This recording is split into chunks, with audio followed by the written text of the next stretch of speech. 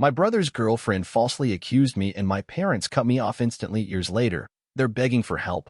But I had one final move they never saw coming. I always knew I wasn't the favorite, but it took me 25 years to admit it out loud, even just to myself. My name is Marco. I'm 25 years old, and I live in Riverside, California. It's a decent place, a little too hot in the summer, but it's home. I work as a warehouse supervisor. Not glamorous, but I'm good at it. Doesn't matter, though. Not to my family. To my parents, Carmen and Alberto, the sun rose and set on my younger brother, Felix. He's 2 years younger than me, and ever since he could walk, he was the center of the universe. The golden child. The funny one.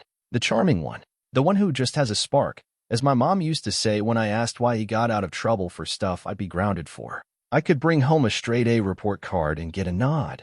Maybe a good job. Felix would draw a stick figure with a crooked smile and suddenly he was Picasso. What hurt most wasn't that Felix was loved. It was that I felt invisible. I tried. God, I tried. I followed every rule, helped around the house without being asked, got my first job at 16. But it was never enough. Carmen would say things like, Felix just needs more attention, or, he's sensitive, Marco, you know that. But I wasn't allowed to be sensitive. I was just expected to deal with it. Felix figured it out early, how to twist things in his favor. He wasn't loud about it. He used little jabs, clever timing. He'd joke that I was getting weird again whenever I tried to explain myself. He'd break stuff and pin it on me, and my parents never even questioned it. If Felix said it, it was gospel. But the moment I truly understood my place in the family, that came during junior year of high school. Felix and I were sharing the same computer to study for finals. I had an online math test I'd been prepping for all week.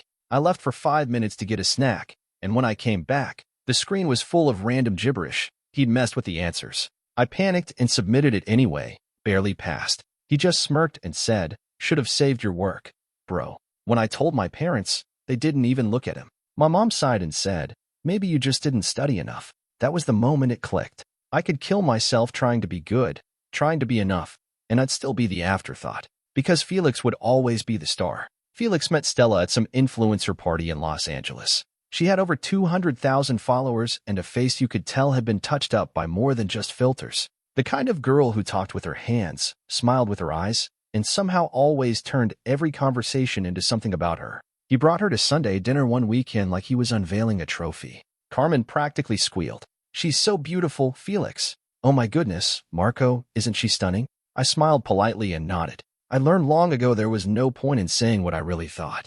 Stella flashed me a perfect smile, reached across the table, and said, so you're Marco. Felix talks about you all the time. I raised an eyebrow. All good things, I hope. She giggled and touched his arm. He says you're the serious one.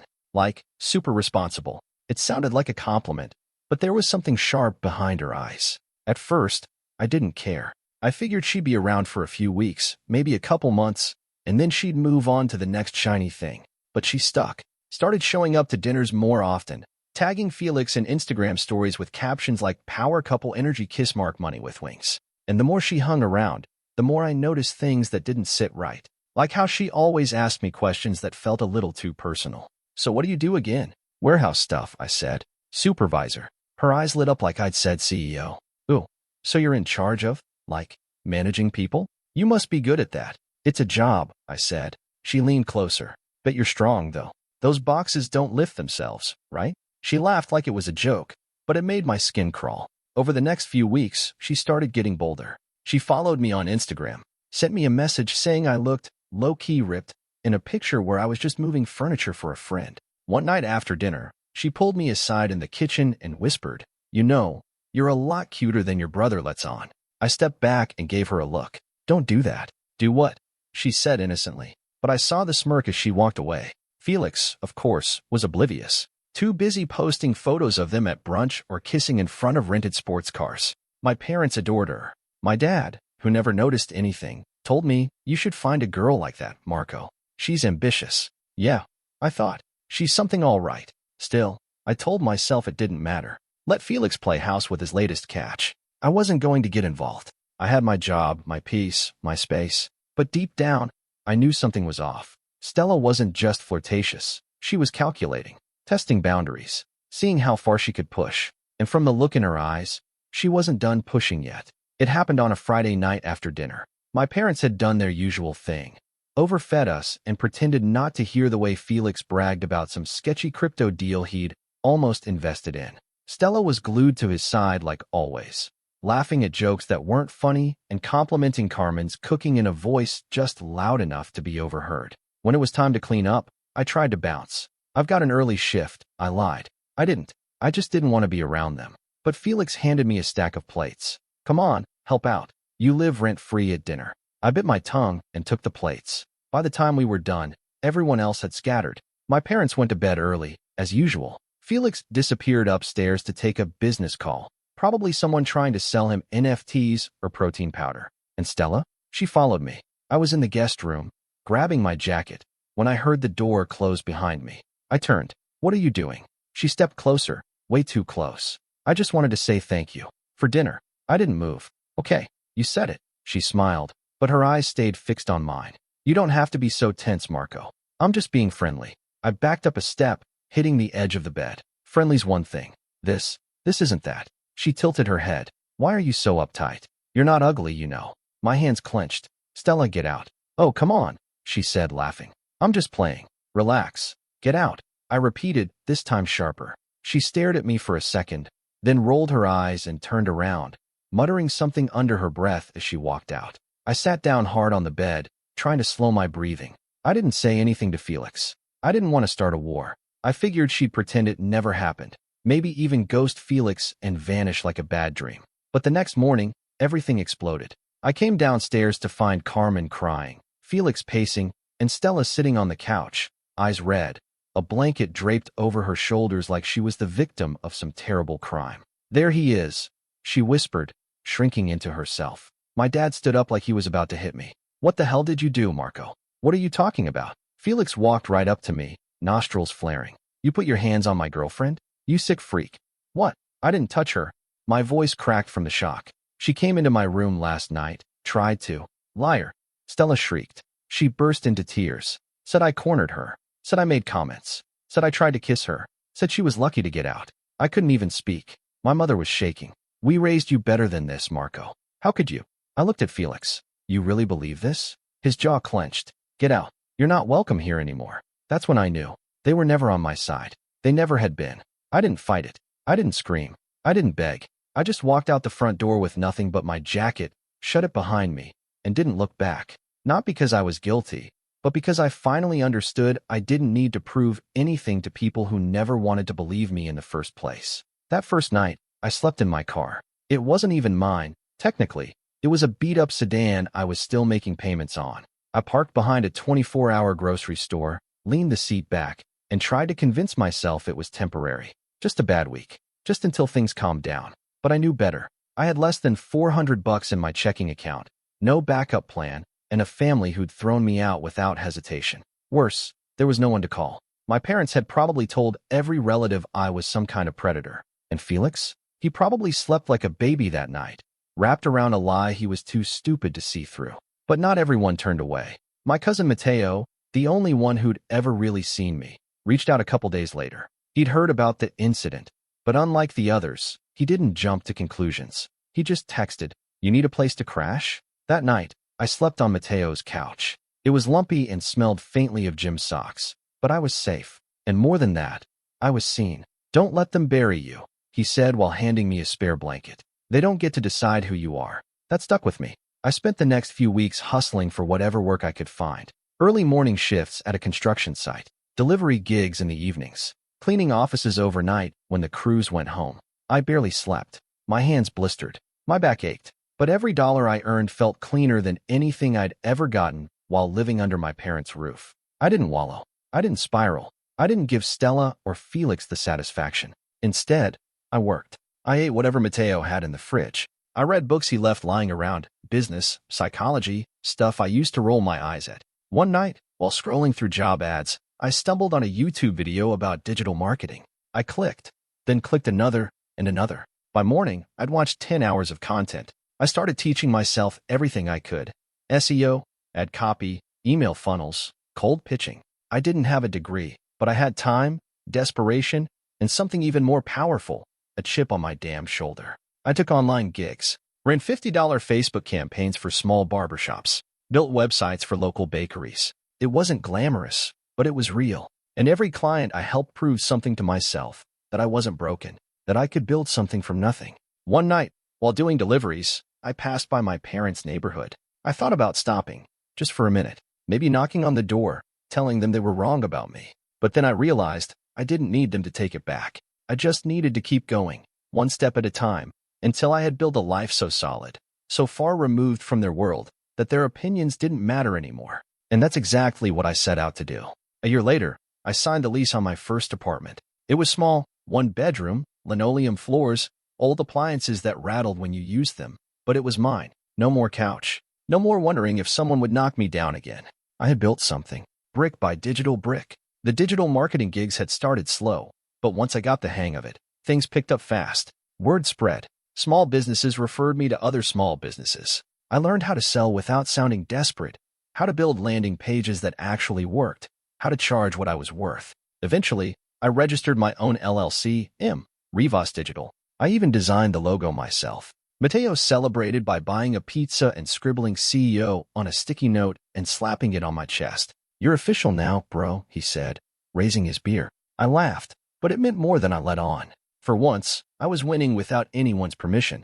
I spent my days on Zoom calls with clients, mom and pop shops, Etsy sellers, personal trainers looking to grow. I spent my nights watching courses, reading articles, tweaking campaigns. The more I learned, the more I realized I wasn't just good at this. I was great at it. And the best part? There was no one around to sabotage it. No Felix deleting my work. No Carmen questioning why I was wasting time on the computer. No Alberto telling me to be realistic. It was just me and results. I saved every penny. Said no to the fancy clothes, the nights out, the impulse buys. I wanted a buffer. I wanted security. And most of all, I wanted proof that I didn't need them. By the time my agency was pulling in consistent 5-figure months, I could finally breathe.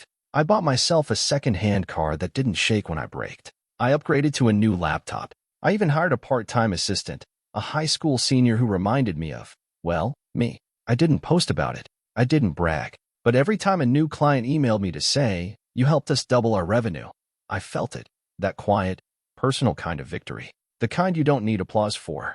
The kind that builds a life. And that life? It was just getting started. It had been almost 3 years since I walked out of my parents' house with nothing but a jacket and a gut full of betrayal. I didn't think about them much anymore. Not because I didn't care, but because I had trained myself not to. My life was different now. Focused. Forward. Then, one Sunday afternoon, my phone buzzed. Mateo's name lit up the screen. "Bro," he said before I could even say hello. "You're not gonna believe this. Felix is screwed." I leaned back in my desk chair. "How bad?" "Bad. Like, borrowing money from ex is bad. Stella left him. Turns out she'd been cheating for months. Used his credit cards for some Bali influencer retreat and dipped. And get this, someone posted a recording of her admitting she lied about you." My heart slowed. "What do you mean? A recording?" Mateo snorted. "Some rooftop party. She was drunk and bragging about how she manipulated the hell out of that family. Said you rejected her, and she had to flip the story or Felix would have dumped her." I sat in silence, letting the words settle. It wasn't shock, not really. I always suspected, but hearing it confirmed like that, it didn't sting. It clarified. Mateo kept going. "Your mom and dad, they're freaking out. Their golden boy is broke, dumped, and has a rep now. Words getting around about the lie." "Let them squirm," I said. "Oh, they are. Your mom's been calling my mom, saying they want to talk to you. Clear the air, or whatever." I raised an eyebrow. "Clear the air? Huh?" "Not apologize. You know how they are, man. They're not reaching out 'cause they miss you. They're reaching out 'cause they need you." I knew he was right. I could practically hear Carmen's voice already. "Majito, you've always been the level-headed one. Can't we fix this?" The next day, I got a text from a number I didn't recognize. "Marco, it's Mom. We saw the video. We're so sorry. Can we please talk? Your brother is going through a hard time." A minute later, "Felix made mistakes, but he's still your brother. Please." Then, from a different number, "Marco, it's Dad. Let's sit down like a family. One dinner. Just us." I stared at the messages for a long time. There was a part of me, a small, rusty part, that felt something twist in my chest. Not pity, not hope, just the memory of wanting to be wanted. But I wasn't that boy anymore. I let them wait a few days before I responded. "Let's meet. You pick the place." I wasn't agreeing to help. I just wanted to see how far the mighty had fallen. They picked a restaurant they used to rave about. White tablecloths, flickering candles, valet parking, the kind of place Felix used to post on Instagram with captions like "treat yourself," clinking glasses. I showed up 10 minutes early, sat at a window table, and ordered a sparkling water. They walked in right on time. Carmen wore too much perfume.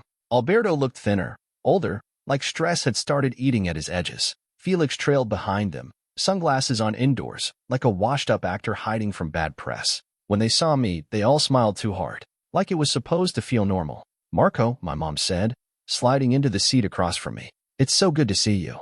I nodded. "You too." We sat in silence for a few seconds, the kind of silence that clings. Finally, my dad cleared his throat. "Thanks for coming. We appreciate it." Felix took off his sunglasses and looked everywhere but at me. My mom jumped in. "We've had a lot of time to reflect. We know we failed you, Mijo. We were blind about a lot of things." I let her words hang. I didn't rush to forgive. I wanted to feel the weight they'd never let themselves carry. "We believed a lie," she went on, "and we didn't give you the chance to explain. I don't know how we could have been so wrong." "You didn't believe her because she was convincing," I said, calmly. "You believed her because you were waiting for a reason to throw me away." My father flinched. "That's not fair." "No." I leaned forward. "I spent 25 years playing second to your golden child. I got straight A's, held down jobs, stayed out of trouble, and none of it mattered. Felix sneezed, and you threw a parade. I was disposable. Until now." Felix finally spoke. "I messed up. I know I did." His voice was quieter than I'd ever heard it. "I was stupid. Okay? I wanted to believe her because I wanted someone like her to pick me. And I didn't want to believe she'd pick you over me." There it was. The real confession. My mom reached for my hand. "We want to make things right. Felix, he's drowning. He's in debt. No job. No place of his own." "Sounds rough," I said. She blinked. "Maybe you could help. Just a little. Get him back on his feet." I sat back, took a slow sip of water, and smiled. "Why would I do that?" "Because you're family," my dad said. "No," I said, calmly. "I was family. You voted me out the second it was convenient." Felix looked down. "I know I don't deserve it, but I'm still your brother." I pulled a crisp €100 bill from my wallet, placed it in the center of the table. "There's your help," I said. "That should cover coffee while you figure out the rest." I stood up, adjusted my jacket. "You three made your choices. Now you get to live with them." Then I walked out, letting the silence settle like dust behind me. A few months later, just when I thought the storm had finally passed, Stella slithered back into my life online. She didn't reach out directly, of course. That would have required some form of accountability. Instead, she took the coward's route. Passive-aggressive posts, anonymous Reddit threads, fake accounts trashing my business on review sites. At first, I ignored it. I was too busy onboarding 2 new clients and preparing to hire my first full-time employee. But then one of my long-term clients forwarded me a DM she'd received, a message accusing me of harassment, warning her that I had a dark past and a history of manipulating women. I knew that writing style, that tone, that smug little turn of phrase she always used, just trying to protect other people from getting hurt. It was Stella. I didn't panic. I sent the DM to my lawyer, along with the recording Mateo had saved, the one where she bragged at that rooftop party about how she lied to destroy me. My lawyer called me that same afternoon. "We can end her," she said. So we did. A formal cease and desist was filed, along with a defamation lawsuit. Every lie she posted, every message she sent under fake names, every hit piece on shady blogs, we tracked it all. IP addresses don't lie. She tried to play innocent. Then she tried to threaten me. Then she tried to disappear. None of it worked. Faced with the mounting evidence and the threat of a public trial, she folded. Issued a public apology. Deleted all her socials. Paid a settlement, not much, but enough to prove a point. Her influencer brand? Dead in the water. The girl boss persona she'd curated so carefully? Reduced to a few archived screenshots and some bitter ex-followers gossiping about her fall. As for me, my business didn't just survive, it flourished. The lawsuit got me more attention than any paid ad ever could. New clients flooded in. People respected the way I stood my ground. And for the first time, I realized I had finally done it. I wasn't Marco, the overlooked son, or Marco, the troublemaker brother. I wasn't the scapegoat or the silent one anymore. I was just me, standing tall in a life I built with no one's help, and free, finally, from the shadow they tried to bury me under.